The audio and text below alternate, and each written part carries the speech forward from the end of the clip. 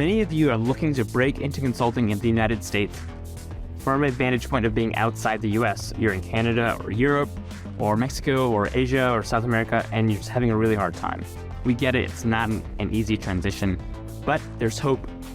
Today on the podcast, we're sharing a recent live event where we're sharing the 3 pathways to breaking into consulting in the US as an international candidate. In addition, we share about our brand new H-1B visa sponsor database, some networking, application, and interview key tips, and finally, a couple of stories from 2 amazing candidates who recently landed offers as internationals.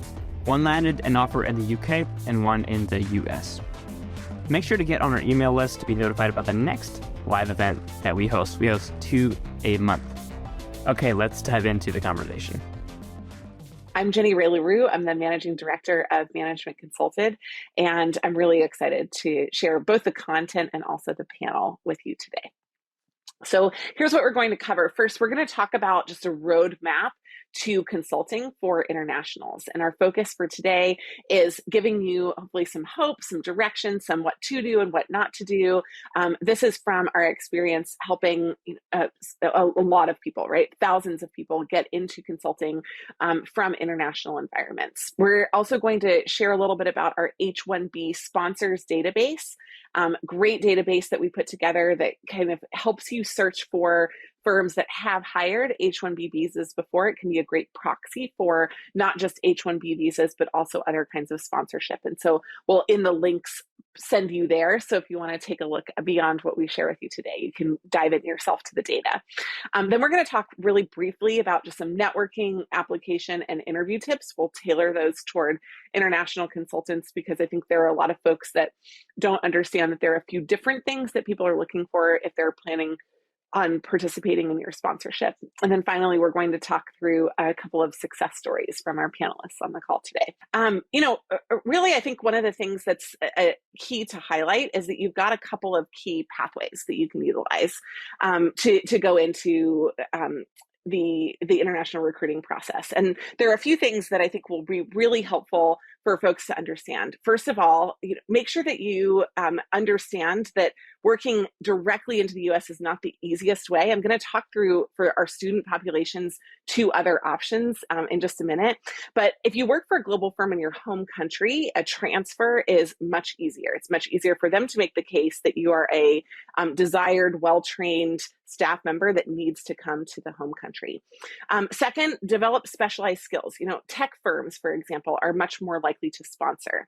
And third, really focus on working for other firms, especially brand name firms that have great traditional hiring processes and also traditional training processes in the US and lateral over into consulting. So if there are firms that hire either from your school or that you are directly qualified to work for, sometimes this is a 2-step process for a number of different folks. For prospective students, we want you to go through a couple of things. First of all, select the right school. So ask about visa support in your selection process. Make sure that as you're working with your school and thinking about where you want to go, that they can tell you not just an example, but specific numbers and actionable examples. We have over 75 partner schools. They're fantastic at supporting their international students. We're always happy to recommend schools that you may be thinking of or maybe haven't thought of, because we see from their side how well they do at placing their students, especially into the consulting field. Not just getting jobs in country, but also networking in country can be incredibly powerful. So just connecting with people at your target firms in your home country before you're starting school can be a kind of guidance conversation, not a I am applying, but I'm planning to apply. I'd love to know what 3 things you would do while I'm in my program to optimize my chances to get into consulting. So networking, in country can be super helpful. Number 3 is selecting the right major. So, highly analytical majors, things such as economics, business administration, applied majors, such as a master's in business analytics can be really, really desirable. Now, what's interesting is that engineering majors also super attractive, right? But anything that's applied where there's an application. Math majors, although they're highly analytical, often are considered so theoretical that they're not applied enough. And so there is an analytical component, but it's not that every analytical major is going to be a great fit into consulting. And again, if it's not just majors, but for our master's and PhD folks, you may already be in this. I'm going to talk in just a minute about what you should do if that's the case, but really focusing on the applied nature of what you're doing, and sharing about that. The theory is only one small piece of what you're going to do. Almost everything in consulting is actual applied or projections of applied analytics. And then the final thing is just getting involved on campus. One thing that we've seen supporting thousands of international students over the years is that many of them they're traditionally used to fantastic academic environments. But the employers in the US are looking for people that are durable in the rest of their life. And they're looking for people who can collaborate, who can communicate, who can wrestle through issues with a group of folks. And so well-rounded students really do make very, very compelling storytellers inside the interviews, because not only are you able to say, sure, I can run a model, sure, I can answer a problem mathematically, but also when my team member disagrees with me, I know how to handle that diplomatically. I've done that before. That's incredibly important, especially in second round interviews. Once you've passed a case and passed a resume screen, getting to the place where you are sharing your well-rounded experience. And so we hate to see internationals who are successful, the firms are excited to have you, they're interviewing you, and then you come to the final round and you're not able to demonstrate that kind of personal durability that they're looking for. It's also helpful in the resume and the cover letter round as well, though, because you can tell really compelling, interesting stories that help you stand out. For experienced hires, so for those of you who are working currently, thinking about breaking into consulting, and also thinking about going into consulting specifically from a work environment where you've been before. Transitioning, by the way, via a school environment is by far the easiest way to transition. The second easiest way is working in country and transferring directly internationally, trying to get hired is super challenging. So often doing that third way, which is working for another firm, getting an application into another top name brand firm, and then transferring over is going to work better for you. But there are a couple of exceptions to this. There are certainly, heavy hiring practices such as the healthcare practices inside large generalist firms. So you've got MBB, you've got Deloitte, you've got Clearview that have these really active healthcare practices. If you are an MD, or if you've done some kind of engineering, or if you've worked in healthcare outside of the US, then these firms often will very actively hire, whether it's directly or indirectly from the healthcare sector. Just know you're not being hired in that situation as a generalist, you're being hired as a specialist in healthcare. The second piece is tech, really focusing on targeting tech-focused firms such as Accenture, Capgemini. There are a litany of them. We have a number of different articles on our website that you could read about those. But tech-focused firms actually have the highest headcount out of consulting firms, because they're not just doing the consulting piece, they're actually also doing the implementation part. And many times you can work on both sides of that process. Strategy is still the most consulting-ish part of working for tech-focused firms, but it can be really helpful if you have technical skills, coding skills, and other kind of baseline technical skills, having worked in technical firms. Number 3 is supply chain. So supply chain operational areas, right? You've got these practice areas that are aligned by industry, but you also have operational areas. This could be supply chain across healthcare and manufacturing and let's say food and beverage, right? So there are all kinds of different supply chain practices. And those organizations inside generalist firms can also be great. So if you develop a specialty in the way that you're thinking about and working through your job experience, that can be particularly helpful. Finally, just at the end, make sure that you match your experience with the firm and the role that you're applying for. The best way to do it is to start with where you are, right? Try to find a place that is aligned with where you currently are. But certainly either degree programs or making that first step move into another role can also be helpful. It's just good to know where the demand is when you're thinking about taking a 2-step approach. You don't want to take a 2-step approach and then kind of get boxed in.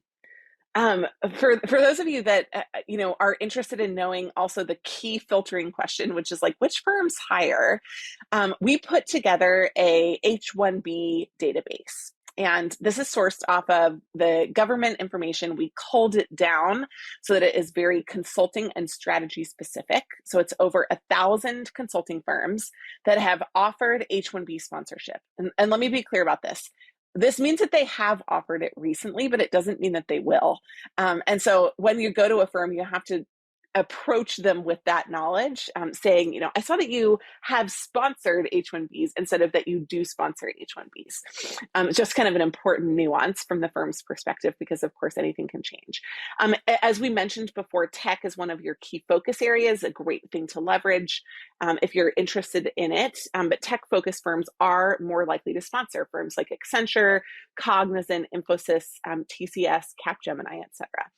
One of the great things about the tech consulting business is that the minute that you finish implementing the old version of tech, there's a new one coming out, and so you've got to start all over again. So it's a very kind of important and resilient sector of the market. It's a free resource on our website for those of you that are here from our consulting partner schools, or if you're not at a partner school but in career services, you can feel free to share this. We've produced it. We had a lot of internal debate about whether it should be free or not, but we decided to make it free as a resource to our whole community. So if you have questions about it, again, feel free to just come back to us and ask. But right over 1,000 firms that have consulting specific that have offered H-1B. Apply to Stax to work on exciting projects focused on private equity, strategy and growth, exit planning, operational improvements, and data and analytics. Stax is a boutique strategy firm serving private equity firms and their portfolio companies across several industries, including tech, healthcare, consumer and retail, industrials, and more. The cool thing about Stax? You'll get near equal exposure to each industry, making for a well-rounded consulting experience. Whether you're an undergraduate student, MBA candidate, experienced professional, or somewhere in between, Stax has a role for you. Ready to up-level your career? See which roles the firm is hiring for and submit your application through the link in this episode's show notes or on the careers page at stax.com. That's STAX.com. We'll be right back after this quick break. Have you ever heard a new digital trend and thought to yourself, okay, does this really matter?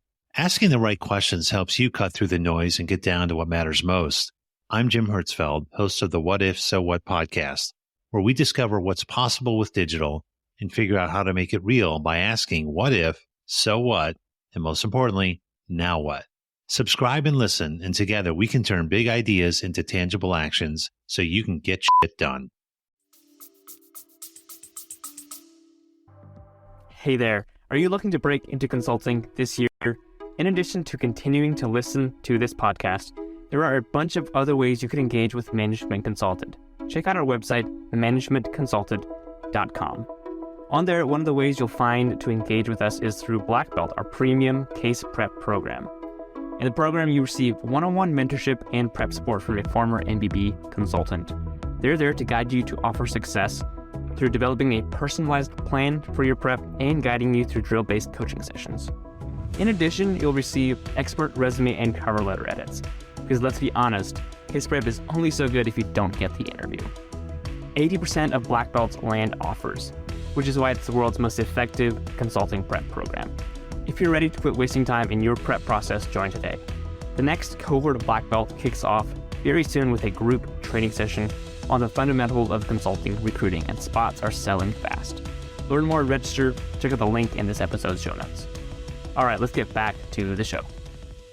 The next and final thing that I want to share about before we move to what I think is going to be some of the most fun parts of the panel is our conversations with our folks that have successfully won the process and done this, and they're going to kind of share some of their really nuanced specifics of how they did it.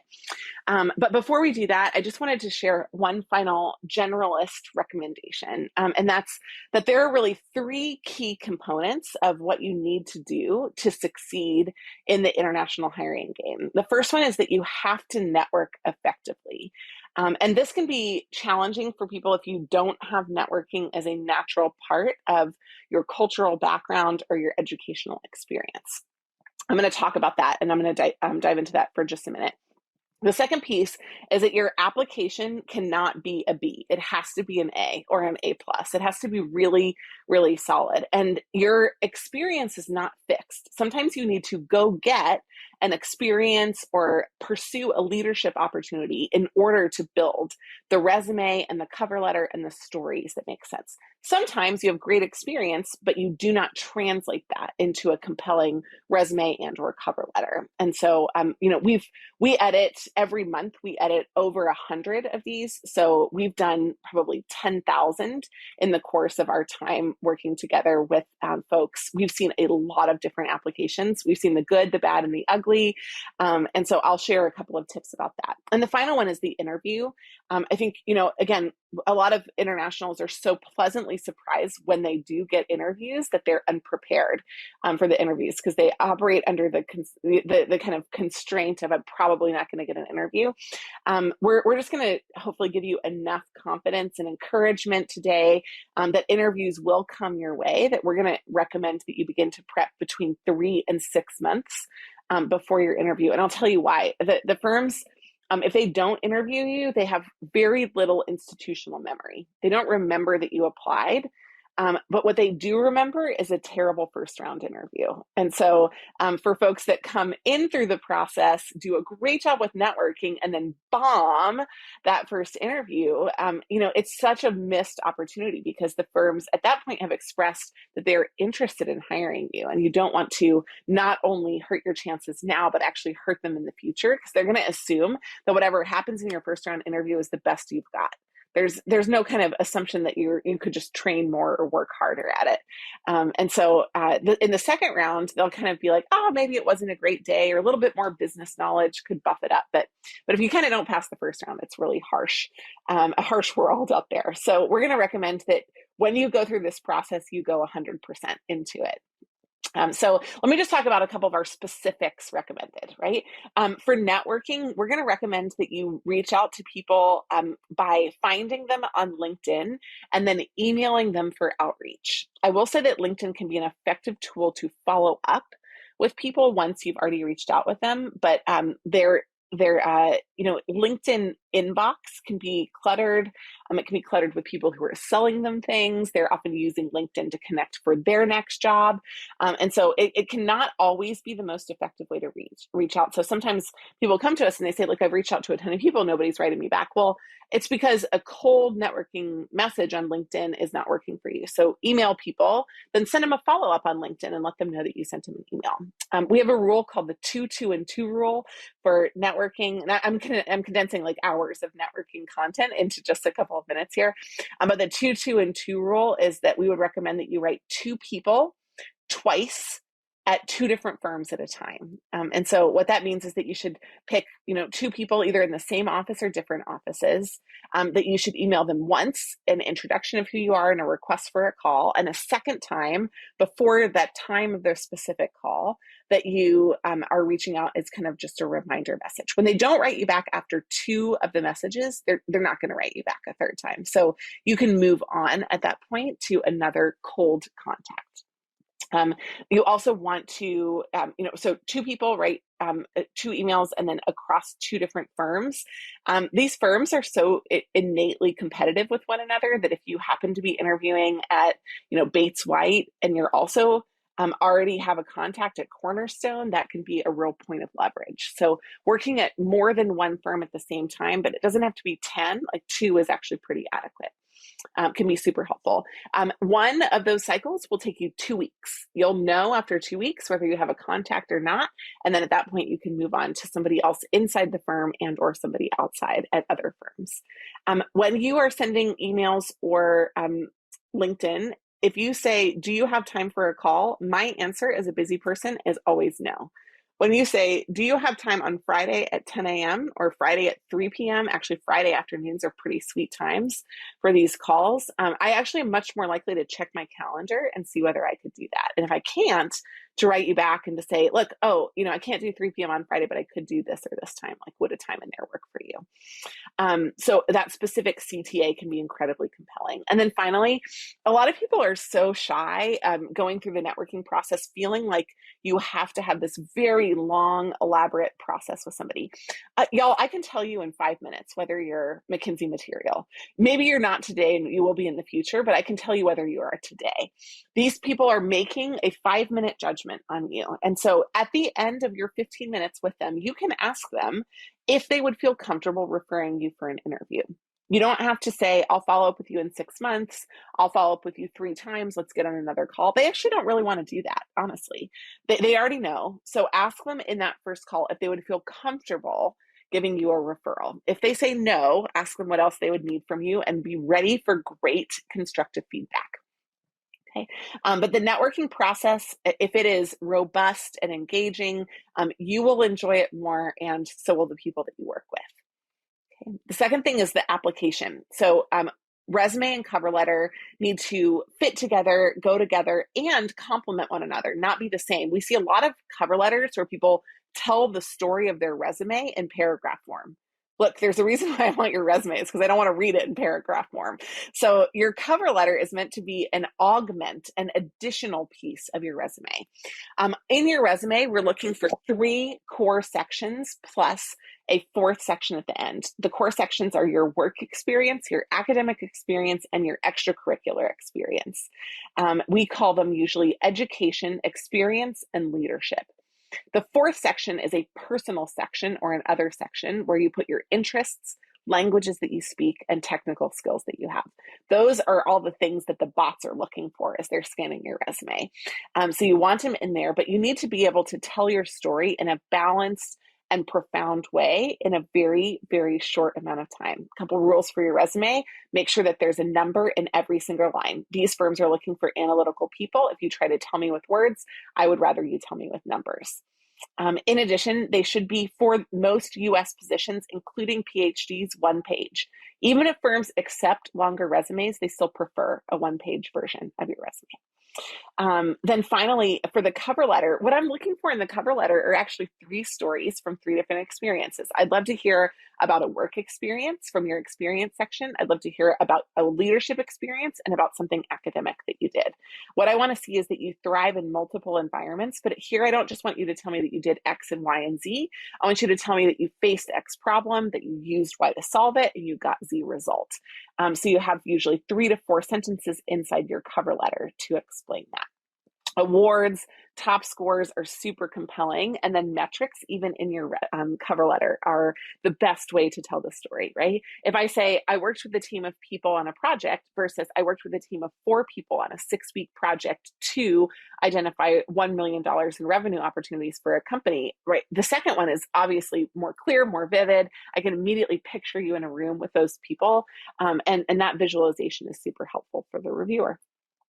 The final thing that I'll say here, and then I'll take a couple questions, but I want to move on to the panel, is that interviewing, for case interviewing, especially, but also for fit interviewing, practice is imperative. There's just nobody good enough to do this without practicing. Some of you only need 1 hour of practice on fit. Some of you need 10 because you're not used to telling your stories in 1-minute sound bites. Some of you need 10 hours of practice on case interviews. Some of you need 100.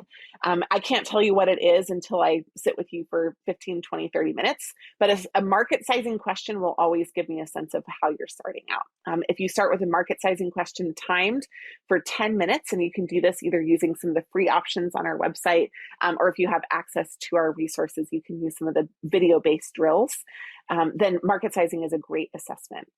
Working out loud with a partner is best. Do not mistake case prep time as reading. Reading is like bonus time, but that counts for 0 of your case prep hours when people report them out.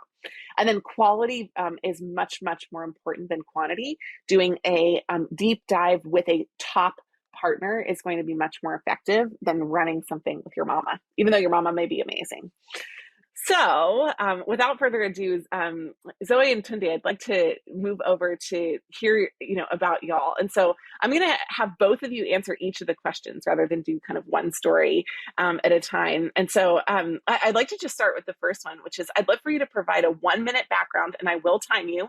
each on, because we want to hear from you, but we want to hear the specifics too. So of your background and your journey into consulting. So just give us kind of that quick elevator pitch version of where you came from, how you broke in, and then we're going to dive into some of the details after that. Zoe, you want to go first? Sure. Okay. Tell me when my time starts. Yeah, go. Awesome. So I'm Zoe. I'm a final year student studying international relations at the University of Edinburgh in Scotland. I was born in Zambia, but my parents were Nigerian missionaries, so I spent most of my childhood kind of traveling around, really. My journey into consulting is kind of an interesting one because it's filled with accidents, failed applications, blood, sweat, tears, and finally a successful grad application. So I'm starting at BCG in fall in London. Amazing. Okay, fantastic. That was 30 seconds.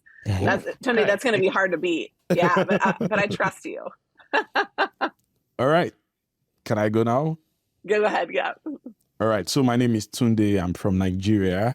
I trained for my undergrad as a veterinary doctor, did some clinical practice for 2 years, then moved into the business side of the livestock business in Nigeria. I did that for about 6 years and then came into the MBA. So I'm a current first-year MBA student at Arizona State University. And, that's where I decided, on moving into the consulting industry. And I'll be interning at EY Partners over the fall at the Seattle office. Fantastic. Okay. Well, I mean, y'all are going to share so many great things that I want to give you the most time to do it. Now the timer's off. Okay. So just give great answers that are helpful for folks. But let's start with the honest, hard truth, right? Zoe, you mentioned, right, blood, sweat, tears, and failed applications. Like, what were the obstacles that each of you faced? And Tunde, I'll have you go first for this one, in your recruiting journey, right? Like, who didn't want to talk to you? What things were hard? What things were misunderstandings that you had that were challenges that you faced? Okay, well, I encountered a couple of challenges. Some were very personal, some were general, and then I'll just list them in a minute. So the first one was, personal, being able to translate some of my industry, being a veterinary doctor, bringing that, into play in my conversations and in the networking events I had. I was really very poor with networking. That was a very personal challenge that I had. And then, on a more general note was getting enough time with the MBA program to really prepare myself, get my applications across board. Then, like I also mentioned earlier, networking was a challenge. All of the cold mailing and reaching out to people in different companies. At the point it wasn't working, but, with persistence, I was able to land some very good conversations with some wonderful people that helped me. And then the most major challenge was my case prep. Yeah, I didn't get to it on time. And just like, I was just focused on, will the interview come? Would it come? And, I was focused on waiting for the interview instead of preparing. And just like Jenny, I ended up having just about 3 weeks to prepare. And well, with all of the good resources that Management Consulted had, I was able to still pull through. That's awesome. It was down to the wire though, wasn't it? Yeah, it was. That's so good. Zoe, what about you? What were some of the obstacles that you faced? So I'm going to answer this in a very consulting way and say I'm going to divide this into 3 buckets. Oh, heavens. So first the bug already bit you. First, I'm going to talk about like the degree, problems I faced with my degree. Secondly, I'm going to talk about networking. And third, just imposter syndrome in general. And I think the first one with my degree background. So I study international relations, which doesn't have the most transferable skills. Like I feel like you need to get a bit creative and you need to push yourself to actually take on those roles to translate into consulting. And I think I found that quite difficult to initially, navigate. Secondly was networking. I think like Tunde as well, I initially struggled with networking, right? I remember listening to the Strategy Simplified podcast about networking. And I think that was the first time I realized that you needed to have a method behind networking. It wasn't just throwing out emails and just hoping something came back, right? So I think that was definitely a wake-up call.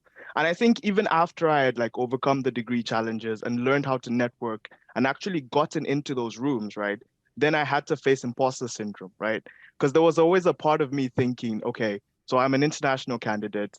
I probably don't understand as much of like the lingo as everyone else. Am I going to be able to like, build that rapport? Am I going to be able to pass the airport test with my interviewer, feeling like everyone else maybe was a bit more prepared. And I think just learning to overcome that as well through practice was something that I definitely had to navigate through.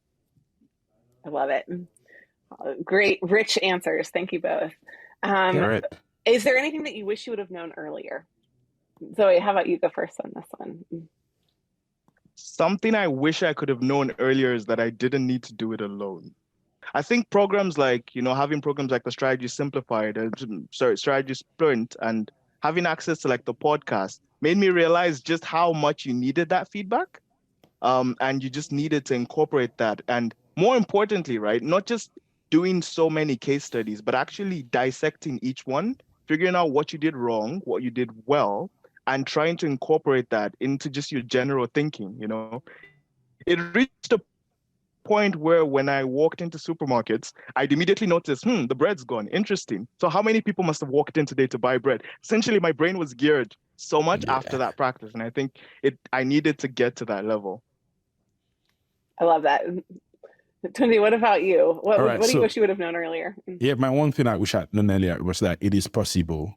It is possible. Yeah, and, I mean that in a lot of sense because, I started off coming into the MBA, I started practicing, I was reading and, doing a few things, and then I just abandoned it altogether. Like, maybe I'm not just going to even land an interview, maybe no company is going to pick me or something, and until that actual mail came through and I had to like start doing crash preparations. So yeah, just believe strongly that it is actually possible.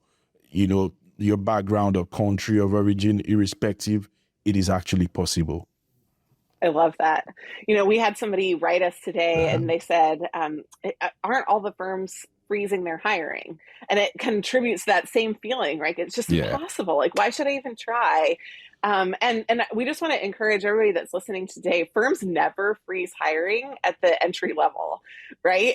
Y'all are the least expensive resources that they have access to. And so their business model works when they're bringing in new people. Where they restrict hiring is at the very senior levels. And sometimes they will slow down hiring, but they never stop it because they don't want to wake up in 2 years having no one have gone through the process of being built up internally. And so the firms are very strategic. Sometimes they'll delay some hiring. Sometimes they'll pace it out in a different way, but they never stop it entirely. In fact, the only time that we ever saw that happen was during COVID, and it was for 3 weeks. And so, obviously that was a huge shock to the market. Nobody knew it was happening, but it resumed after 3 weeks alone. And that was a pretty, substantial demonstration of the durability of the industry. But yeah, if you're either not going to do it at all, or Tony, like you said, right? When you kind of dabble in it, it makes it harder because you're under the press at the end. Yeah. Awesome. Okay. So, Tony, let's do this one. Are there 1 or 2 resources that you can share for folks that are recruiting now or about to be? Tell us what their prep plan should be. Where should they start? What should they focus on? Well, I think one of the places you want to start is to get a right partner.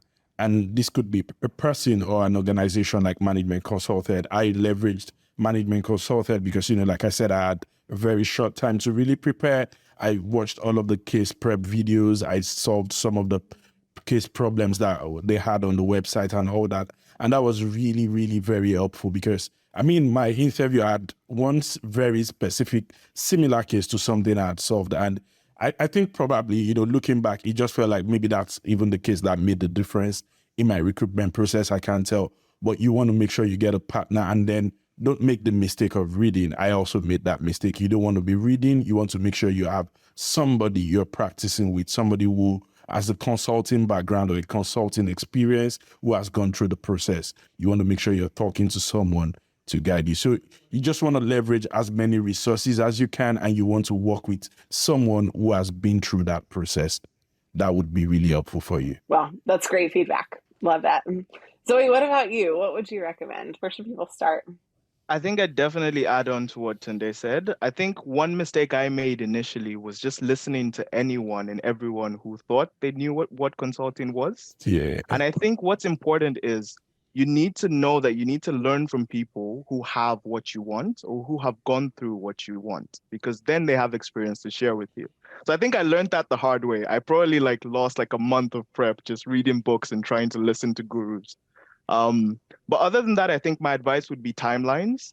So I feel like this is it seems very insignificant, but one thing that really helped me cope with final year applications, my dissertation, a part-time job, all of this was just knowing when all my timelines were. And even when I didn't hear anything from companies for a long time, I didn't give up, so I maintained my weekly prep, personal fit and case, because I think a lot of people ignore personal fit as well. And it's very important, right? That's where you're selling them as a person, as who you are, because they're going to be working with you and they need to know that you're someone that they want to sit across the desk from and work on those problems at 3 a.m. with.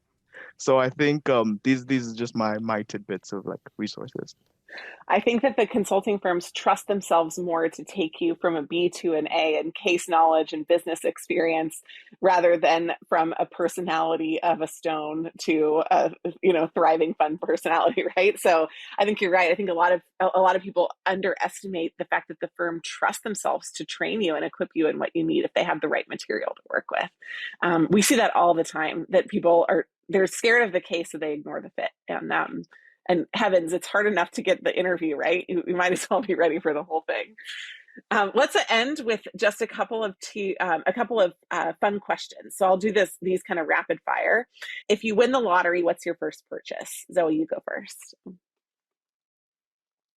I'm going to give a funny answer because I watched a documentary yesterday that said no one under 35 can afford a home. So I'd probably first buy a home. Nice. Yeah, I think I'd probably do that.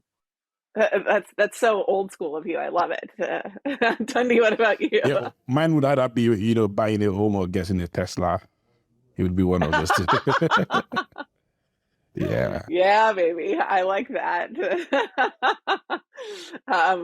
So you're cheating a little bit by not, that's a very consulting thing to do. It depends. I'll give you a couple of options. What about a next one? One item from your travel bucket list. Tunde, what about you? You go first. Well, I'm looking forward to go to Japan.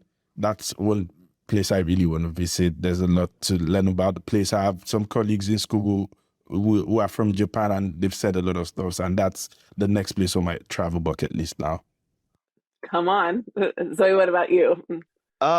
Definitely Cuba. I gave a class presentation of the Cold War and the missile crisis when I was 6. And I think Cuba has just been ingrained in my mind since then. Amazing. I have a friend who spent a whole month in Cuba, and I've been to Japan. So if you guys want any recommendations when you're getting serious about it, let me know. And then finally, if you could choose one superpower, what would it be? Well, for me, it would be the ability to read people's mind, definitely. And I'm sure it would really come handy for a consultant anyway, because you're sitting right opposite the client, and he could be saying something else, but you actually know what exactly is going on in his mind. So yeah, that's a superpower I'd love to.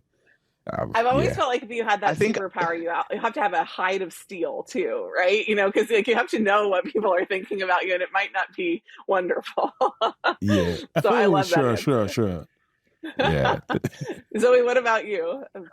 I think it would definitely be the ability to split myself into 2 or 3. That way, at least I'd be able to have a proper work-life balance, I think.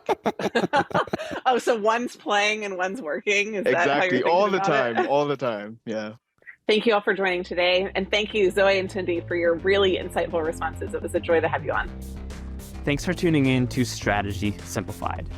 Join our Black Belt Case Prep program to maximize your odds of breaking into consulting, whether you're in the US, Europe, Asia, or elsewhere. 80%, that's 80% of Black Belts land at least one offer. That's pretty incredible. The next cohort starts soon, and they do always sell out. There are links in the show notes to learn more. All right, we'll talk to you again on another episode very soon.